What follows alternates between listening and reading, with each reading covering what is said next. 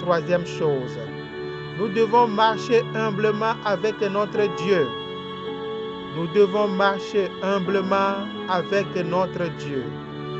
Si nous reconnaissons que Dieu est à notre côté, ceci influencera nos vies entières, nos attitudes et nos actions.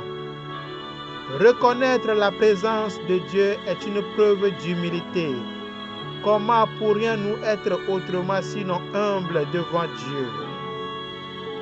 Et pour conclure, lorsque nous reconnaissons la proximité absolue de Dieu durant toute notre vie, nous sommes entièrement transformés.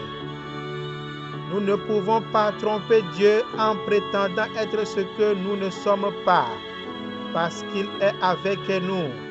Nous ne pouvons pas faire effacer nos péchés en offrant des sacrifices de grand prix ou des sacrifices dans le but de distraire Dieu de nos péchés. Nous pouvons amener les hommes ou même nos amis chrétiens à croire que nous avons une bonne relation avec Dieu, mais nous ne serons jamais capables de tromper Dieu. Il sait ce qui se trouve dans nos cœurs et personne ne peut ni le séduire, ni le corrompre d'ignorer nos péchés. C'est sa voie qu'il faut suivre ou rien d'autre. La sainteté exclut tout compromis avec le péché. La sainteté exclut tout compromis avec le péché.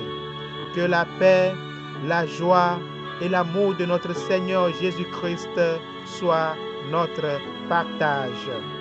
Amen.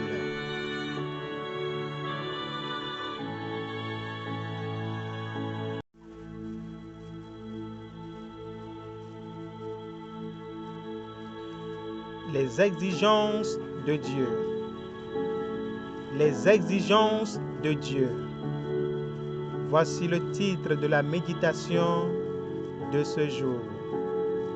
Le verset de base se trouve dans Michée 6, le verset 8.